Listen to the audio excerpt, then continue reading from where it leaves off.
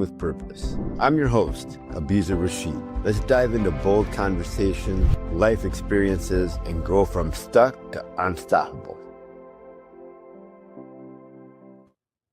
Welcome to this edition of The Bigger Game with Chris Lambert from Next Level Nonprofit, social entrepreneur, author of the books of the same name, Next Level Nonprofit, founder of 3 nonprofits. Chris, welcome to the show. How are you? Hey, Abizer, I'm loving being here with you today, man. Let's go. That's awesome. Getting right to it. Tell us what, in your definition, the bigger game is. Okay, well, I heard the intro, show. And so before I heard that, I was going to say fully living into our purpose on this earth.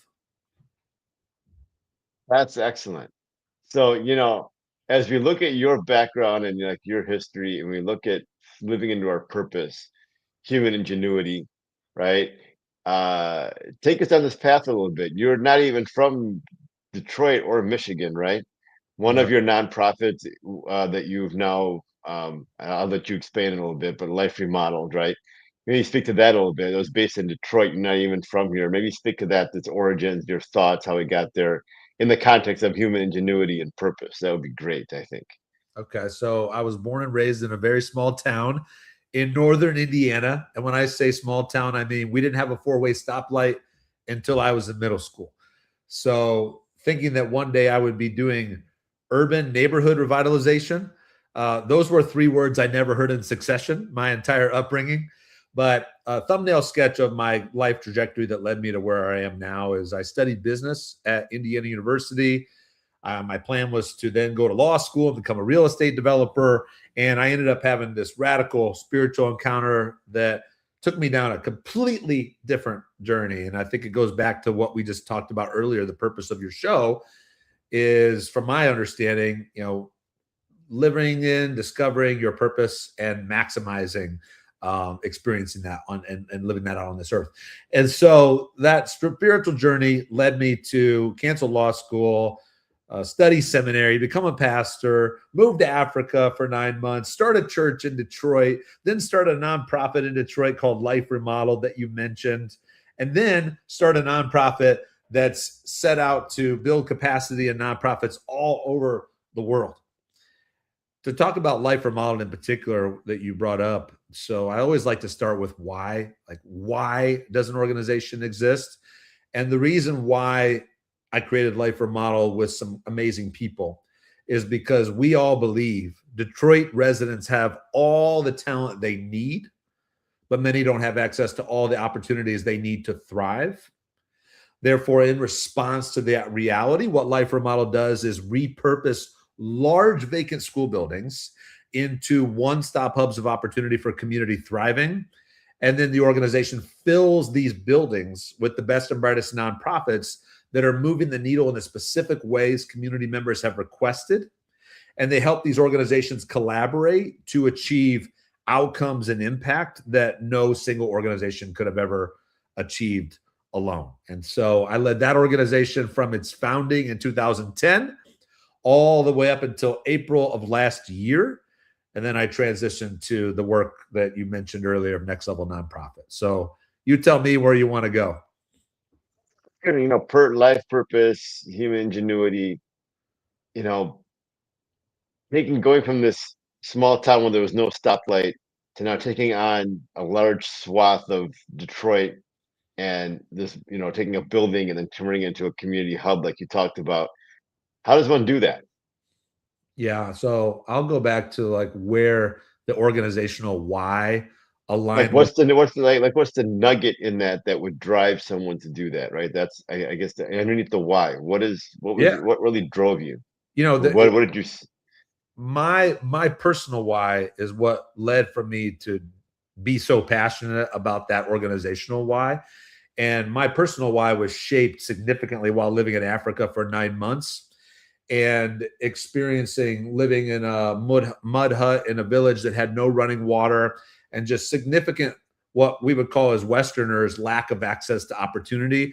The kids had to walk 5 miles to get to school each way, which meant a lot of kids weren't going to school. The water that people were drinking was as dark as a cup of coffee. And, I wouldn't have wanted to drink that. And of course, I brought bottled water with me, which again is, I had access to opportunities that a lot of people didn't have. And that experience living there reshaped my whole worldview around why are we on this earth? And I came to the conclusion that, we don't all need to move into a mud hut or into the hood somewhere, but that we're all on this planet to make an impact and be a blessing in the lives of people who are experiencing suffering. And when I say suffering, I mean in its very many forms, right? Certainly lack of access to opportunity or sickness, poverty, violence, isolation, right? Environmental crises. The list goes on and on. And so I became very motivated to make a difference specifically in the city of Detroit because of a sense of calling and a sense of realizing the injustice that had been done for many years that created the climate for the lack of access that exists in the city of Detroit. And I can tell you it was anything but easy, brother. I mean, one challenge after the other. But what kept me going was that why personally aligned with the why organizationally was we look around, there's no limit of talent here. Right? Literally, talent is evenly distributed all over the world, but access to opportunity is not. And so that kept us innovating, overcoming barriers, overcoming challenges. But what then ties into, unleashing human ingenuity at its highest level with what you were just talking about is goodwill is not good enough in anything in life, certainly not in the nonprofit sector. Okay. I think all of us as listeners would probably agree that the nonprofit sector does not in any way, shape, or form lack passion or heart. But good intentions, goodwill aren't good enough to truly make a difference, to make impact.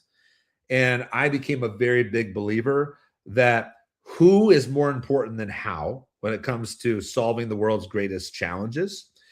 Because when we get the right who's in the right seats, and if we become a united team, then we're going to come up with the best hows. And it's more than just who's, right? It's team unity, compelling vision, right strategy, disciplined execution. And I discovered that in the nonprofit sector that while we are not short on passion, many of us are lacking the organizational excellence to pull it all together to maximize impact. And so that's where I have turned this next chapter of my life to, is a focus on building up other nonprofits all over the world rather than just building one particular organization's work in the city of Detroit.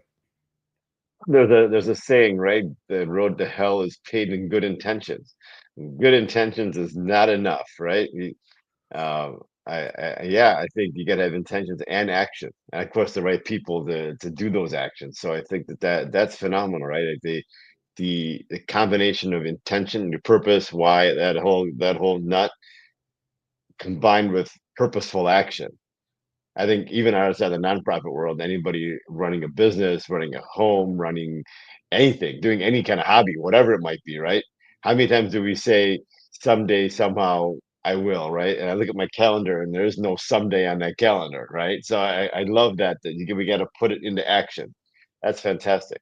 Tell us about one of the challenges in life you modeled and kind of, the taking what you just talked about and how that all came together to solve that situation. Okay, this was a big one. So I don't know if you can tell, but I'm a white boy. All right. I already shared with you I was born and raised in a small town in northern Indiana. So my cultural upbringing is completely different from the vast majority of Detroiters who live in the city. Detroit is the largest predominantly Black city in the United States of America. And not only does my skin tone not line up with the majority of people's life experiences, but more so my cultural context. And when I started Life Remodeled, I was keenly aware of the gap in cultural context. And I thought that we were doing this bridging really well for years, from 2010 when I started it all the way up until 2016.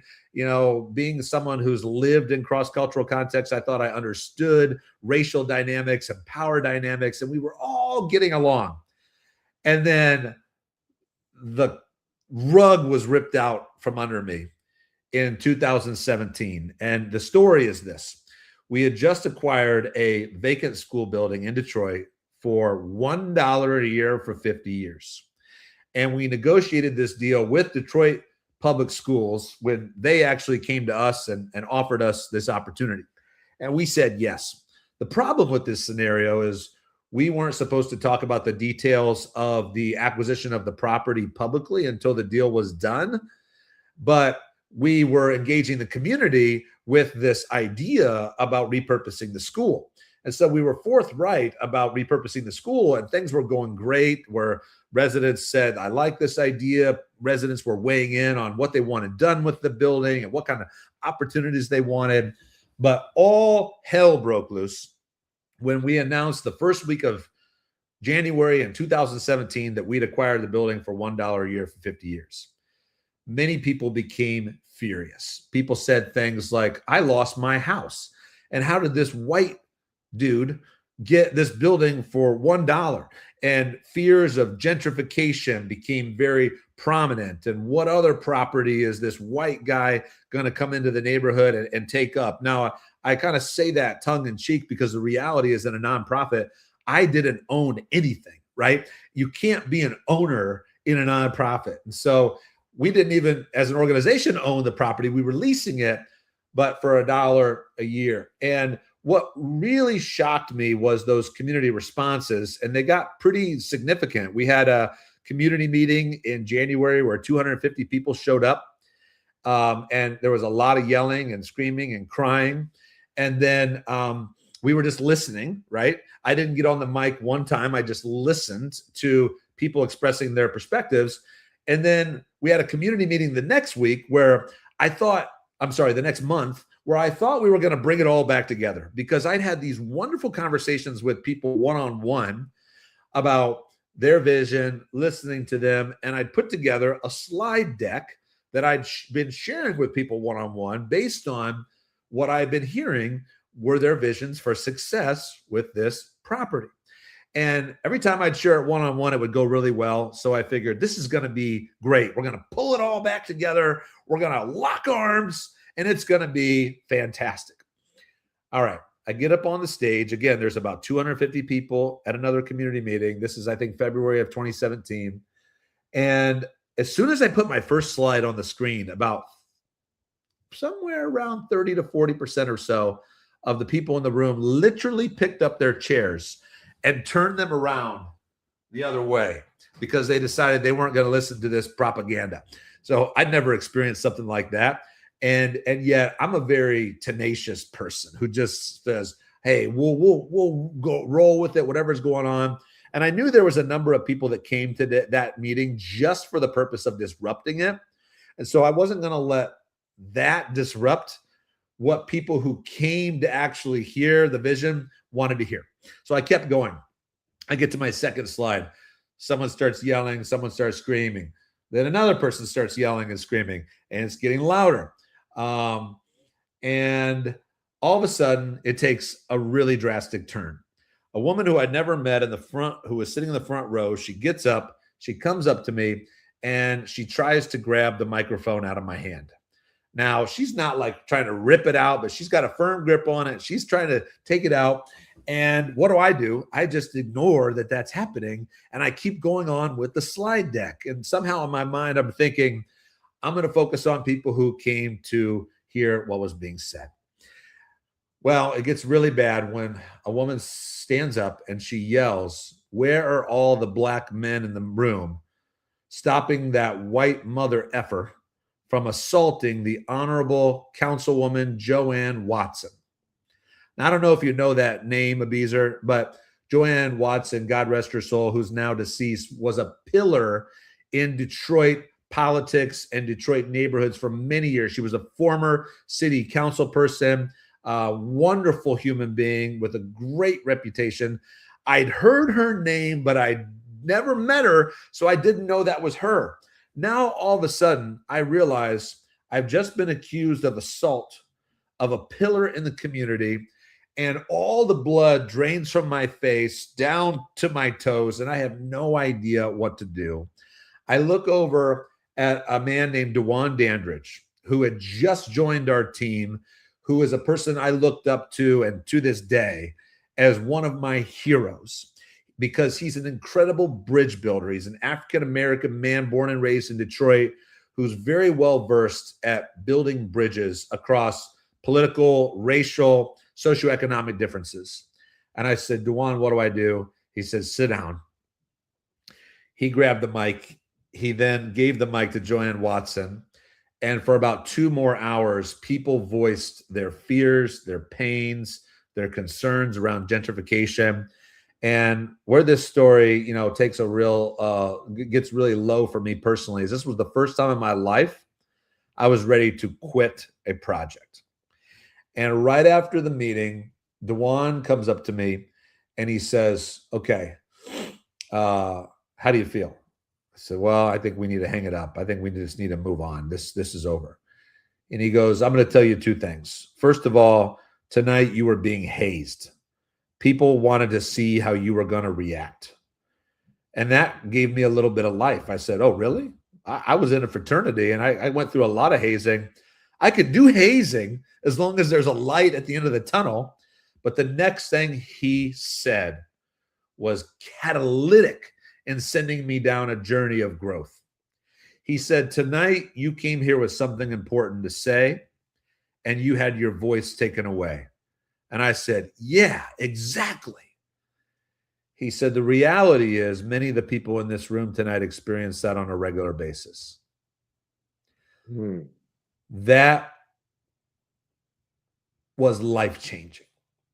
Because now all of a sudden, all of my emotion flipped from, I'm being not listened to empathy, sympathy, a little bit of a taste of something, frankly, as a white male in America that I didn't experience in anywhere near and never have to the degree that many Black Americans in that room literally had experienced many points in their life. So that set me down a journey of understanding. And so the third thing that Dewan said was, here's what we're going to do next. We're going to sit down again with more community leaders, one-on-one or, in small groups. We're going to break bread and we're not going to ask anyone to trust us, but we're going to ask them to tell us what they would like to happen with this building and then hold us accountable to do what we say we're going to do. 6 months later, the tides turn. And it just so happened that the very first person who grabbed the mic in one of those open mic nights to rip me and the organization to shreds became our biggest believer. And he said, brother, I'm in. You guys are listening. You guys are doing what you say you're going to do. And my takeaway from all of that was that I learned there's 3 ways that nonprofits can engage with the communities they serve. We can either do the work to them, for them, or with the community. So let's just talk about neighborhood revitalization very briefly, right? Doing work to a community, that's frankly what we did to Midtown in Detroit, or frankly what was done to Cabrini Green in Chicago, where people with resources just made ideas and put them into practice, did the development, and a lot of people who lived in those neighborhoods got displaced. That is development that leads to displacement and what some would call unhealthy versions of gentrification. Doing neighborhood revitalization for a community, that's where we treat people like charity cases, where we share resources, okay? But at the same time, we're still holding the wheel. We're still really driving the car and saying, we do know best, but we're here to help you, okay? The third posture is what we learned from that experience, is where we say, let's not just share resources, let's share power. Nobody wants to be treated like a charity case. Let's figure out how we do this together. And I thought that's the posture we were operating in until this community helped me see otherwise. And my life's never been the same as a result. Wow, that's quite a story. I think and that's applicable in so many different ways, even in a company, for example. I mean, are they working if I'm the founder, are they working for me? Am I working for them? Am I uh taking down the path of what I think it should look like? Or are we all working together and I'm actually starting myself with, like you said, human ingenuity and letting them drive what the company is, or the nonprofit is, or the community is, or you pick any aspect of human, integration and how we work together on different things, right? Groups. That's such a phenomenal thought. Two, four, or together. Yeah. Yeah, and I know we didn't uncover it yet, but I just feel passionate to share my personal why is really four words, and these four words rock my world every single day. I need to be reminded of them minute after minute, every second really, because they reframe how I approach the world, right? And it's just love God, love people. Really simple to say, very difficult to live out. And that last piece about loving people, again, is what got me to the place of saying charity work is not enough. Doing things for people is actually harmful in a lot of ways, right? I mean, it doesn't feel good to be on the other end of that charity when you feel like that, you're at the mercy of someone's benevolence and something is being done on behalf of you. Certainly something being done to you. Now that's just a violation of humanity. Right? But that third way is what makes life so enjoyable. And it took me a while to discover that, not just in terms of community work, but also in terms of organizationally, like you're speaking. For years, I had a very command and control kind of leadership where I had a vision and I expected people to do it. And I didn't really know what it meant to build a team that was together, and really a team of people far smarter than me in their areas of genius, where I could truly allow people to lead, right? And as someone who's very passionate about action, Abizer, I can tell you that my life becomes more rich the more I lean into the depth of human relationships. And I'm on an endless journey to discover what those four words mean that I said: love God, love people. And yet I operate with a gain mindset rather than a gap mindset, right? As strategic coach would talk about the gap in the game, and just try to celebrate each day the moment and the growth and the learning. Yeah, I think that is phenomenal, because that well never ends, right? We can dive into that. And no matter how deep we get, we're just scratching the surface. It's amazing. There's this concept of, when, like you said, when you're in a leadership position like you are in so many cases, uh being right and going down those action steps like that. If you take this, 2-4 conversation for a minute, right?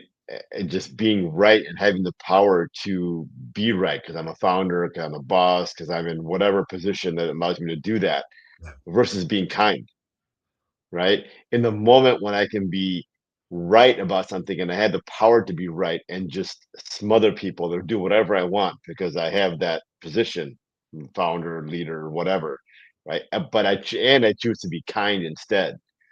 I think that speaks to what you're talking about. Love God, love people, right? Yeah. Because that in the moment I get to choose every moment. Am I going to push my way because I know it's right and Yeah. there's no other way, or am I going to be kind, right? And I think that your story even speaks to that, Yeah. about the eye-opening experience you just shared. I think we got so much out of that, and the choice we get to make every moment based on that story.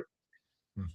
What do I do in this moment? Like my kids, right? It's as simple as my kids. Am I just gonna, lay down the gauntlet and say, okay, this is how it is, right? Am I gonna be kind? What am I gonna do? I mean, there is still rules, and there is still guardrails, and there's all that. Am I gonna be kind about it? Am I gonna be right about it? Right? It's a very pivotal moment, and every moment is like that. So that's huge. Thanks for sharing that, Chris.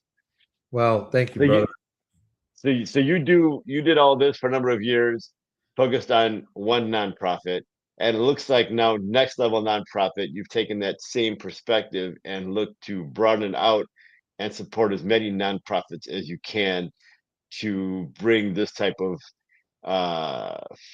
methodology to it. I mean, almost like an EOS for nonprofits. I think people have said, or you've said even, to bring, like you said, intention and action together, and to allow people to actually take their passions and make a difference on the planet. And lucky you, you get to do it over and over again for a bunch of different organizations, playing a small part. I mean, they obviously do all the heavy lifting and the work, and you get to play some small part in every one of those interactions now going forward because you had something to do with it. Just even if it's 1%, right? But still, what a blessing that is. Speak to that for a minute.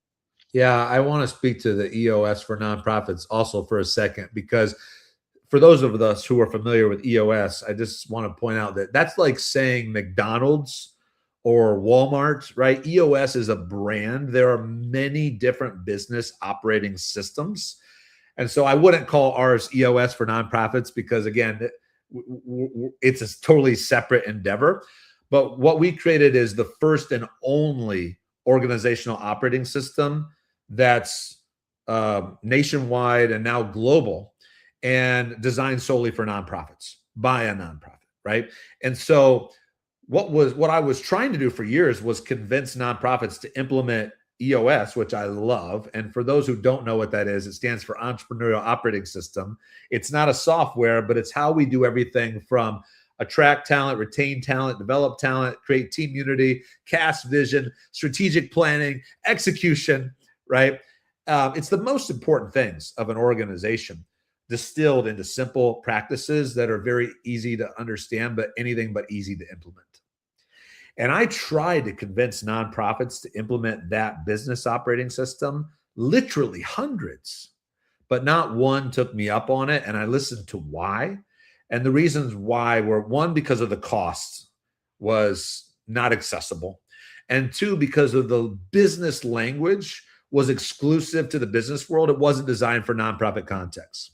And a nonprofit context, while in many ways has significant similarities to a business context, is very distinct and nuanced from the business sector. And so I created a system that, one, speaks the language of nonprofits, and two, is significantly under market value. And that's why we also are a nonprofit, and we raise funds to scholarship nonprofits to experience our coaching and so on and so forth. But as I looked out into the nonprofit sector, and by the way, there's about 1.8 million nonprofits in the United States. In my experience, less than 2% of them are running on those key fundamental principles of organizational excellence that are taught in systems like EOS, Bloom Growth, Pinnacle. Pinnacle is my favorite system. And now we've brought those principles to the nonprofit sector in hopes of growing the excellence of nonprofits, which will ultimately lead to them serving more people more effectively. And so even though we're working with hundreds and eventually thousands of nonprofit organizations, we specifically coach executive leadership teams. Who I'm ultimately seeing in every encounter are the children that they're serving, the families that they're committed to, the causes that lead to impacted and changed lives. That's ultimately why I'm doing the work. And it all comes down to what you said: human ingenuity being harnessed for maximum impact. So give us an example from there. All right, so I'm going to talk about That would give us a nugget that we could take forward in our own lives, right? Something we can all take advantage of. Well, this is going to be helpful for anyone who's in an organization or leading an organization, because this is true in both the nonprofit and the for-profit world. For any of us who've done strategic planning, which, by the way, most nonprofits who operate on $1 million a year or more have undertaken significant strategic planning, i.e., they hired a great consultant to help them out, create a plan, and in hopes maximize their impact. And a lot of businesses have created strategic plans. Well, here's the unfortunate reality: 90% of strategic plans fail to be implemented successfully. And I believe this is the reason why. Because traditional strategic planning ends once the plan is created.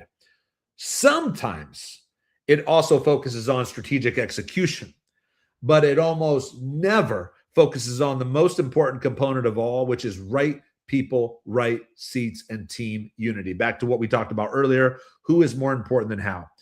So the work that we do, and this is what I would encourage every organization to think through, is a marriage between strategic planning and strategic execution built on a foundation of the most important component of all, which is right people, right seats, and team unity. And so in the midst of working on team unity, we're working on vision, we're working on strategy, we're executing, and then we're experiencing building something together and the ramifications of when we're not at the level of team unity that we want to be. And we see, what does that do in the midst of it? And then we innovate and pivot and build together. And you can't really work on any of these four components just in isolation, because while we're building together is when we're able to see the importance of team. And when we see the importance of team, we understand we can build something actually far superior to what we were trying to build in isolation. So it's a never-ending journey, right? Every organization, in my opinion, is either growing or dying. And that's really not just my opinion. Peter Drucker said that. And many of us have said that and realized that we're either growing or dying, whether you're leading a nonprofit or a neighborhood association or our families, right? Whatever kind of group of people that we're leading or serving, we're either growing or dying. There's no plateau. And I'm not chasing perfection ever. In fact, I think that's horrible, a horrible pursuit to chase perfection. We're never going to chase that. We're never going to arrive at that, right? But every day is an opportunity to grow in our team unity, our vision, our strategy, and our execution of it. And that's the kind of leaders I love to work with. Ambitious leaders who are still humble and are hungry for more impact, more love God, love people, right? And they don't need to do the love God part necessarily. Like, we work with all kinds of groups, non-religious groups, you name it. For me, that's my why. But as long as we can all agree on loving people, let's go. That's excellent. Yeah, I think that when you look at that construction, the foundation of teamwork that you talked about, right person, right seat, and those interactions and the kindness you talk about, love people, I think that then drives the rest of it. It's a foundation for everything. I think when we look at our lives everywhere, our family units, businesses, nonprofits, anywhere you go, that's the base of it all, right?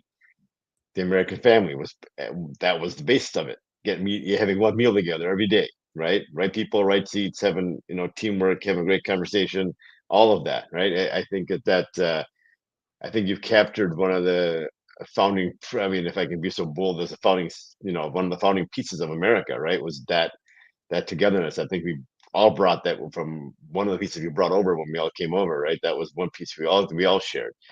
So I think that's huge. There's a lot of business owners or people who've done well in life who are probably in the process of even doing better, hopefully, uh, and are looking to maybe pay it forward somehow through a nonprofit or through a foundation or whatever. you know and some people end up waiting until they cash out, quote unquote, or until they're ready or have enough or whatever, until when that someday category on the calendar that never shows up, right? um, what do you say to those people? Do they wait? Do they do it now? And what are some key points you want to leave for them about stepping into that space if they're so driven to make a difference on the planet? Yeah. Speak to those people for a minute, I think or we've those all thoughts for a minute. I think we've all heard the saying multiple times in our life. You tell me, Abizer, if you've heard this. It's better to give than receive. You've heard that, right? Yeah, who hasn't? Yeah. But you know what? Do we believe that? Right. And that's why when you ask the question, I'm going to say the last thing you're going to hear from me is shame or guilt or the word should. Right. I'm not going to say, oh, you should do this or you should give away that much money. Or if you're not, you're selfish. What's wrong with you? You're not going to hear that from me. Instead, what you're going to hear from me is I have tasted and seen generosity is contagious, it's magnetic, it gives me energy, it gives me more love. It is freaking fun. And that's really good that it is, because if it wasn't, I think I would have given up on it a long time ago because it requires sacrifice, right? Like, make no mistake about it. When I give a significant percentage of my money, right? We could argue that I'm really just a steward of the resources, but I make it. It's my money. When I give it away, that's a sacrifice. I could be spending that on stuff for me, stuff for my family, right? And don't get me wrong, we take care of our family. But I look at it now as it's actually no sacrifice. It is an investment into joy. It's an investment into love. It's an investment into purpose, right? And I think that has so much to do, though, with when someone's listening right now and saying, well, should I give? Should I not give? I think it has a lot to do with, first of all, who are you? What are your passions? What's your purpose, right? What drives you? What motivates you? And when we find out the answers to those questions, and then we start to look at philanthropic opportunities that align with what's inside of us, we start to align our purpose with generosity. And that generosity can take many different shapes and forms. And once we start investing in those causes that actually work and actually move the needle, it no longer becomes a question of what should I do. It becomes a question of what do I get to do next. Right? And so my hope and my dream for people is not to do something out of guilt or that somebody told you to, although sometimes that can be a good starting point to at least, act our way into feeling instead of feeling our way into acting. But my hope for every listener is that they discover the joy of generosity. And you won't be able to get enough of it when you do. Joy of generosity. And then, I'm blessed to do it. I think you said get to do it. I would take it one step further and say I'm blessed to do it, right? Yeah. The next opportunity. I think that's fantastic. Thanks for sharing all that. Is there anything else you want to add? Is there anything you want to bring us home with some final words? You tell us, Chris. Yeah. I don't have any necessarily packaged words of wisdom. I just want to say, Abizer, I really appreciate just us spending time together and processing very deep, meaningful questions. And so my hope is that for anybody who listens to this today, that you walk away with one thing, and that one thing, whatever it is, that you find it both encouraging and challenging. Because I know that I was experiencing both of those, even though I was doing the majority of the talking. I was inspired today to reflect on my schedule for the rest of the day, which is in my phone, and just take a little breather, like a 1 minute, and say, how can I lean more into my purpose in those meetings rather than just putting myself on autopilot, which I often am, right? How can I maximize those moments that are already scheduled? But how do I maximize them for love God, love people? So I don't know what each person heard today, but may you be encouraged by it, and may you be challenged by it to go to the next level. Maximize love, maximize kindness in every moment. Yeah, I love that. It's already, you're already gonna do it. I'm already gonna wash the dishes. I might as well love it doing it, and I might as well be kind while I do it, right? So to myself and to the dishes both, right? So that's awesome. Chris, if people want to learn more about you, next level, get involved in Life Remodeled, and I know you're no longer involved with it, but I'm sure you know people that are there. Tell us how people can reach you. Yeah, Life Remodeled is rocking and rolling. Their new CEO, who's a very good friend of mine, is taking that organization to the next level. He's doing an even better job than I was able to, which was my real hope and vision, to hand the baton to someone who would grow the organization. So they're at liferemodeled.org. Next Level Nonprofit is also at nextlevelnonprofit.org. I wrote a book. Love to hear your thoughts on it. It's on Amazon or anywhere audiobooks are sold. And I'm actually in the process of finishing my second book, which is going to come out this summer. More on that to come. Excellent. And the first book is called Next Level Nonprofit, just like the name of your nonprofit. Yes. Yeah, excellent.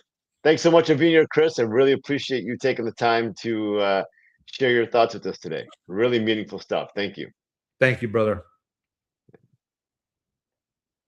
Thanks for listening to The Bigger Game. If you're ready to lead with intention and create the life you want, follow along at abuzerrashid.com and on social media at Abuzer Rashid Group. Until next time, keep playing bigger.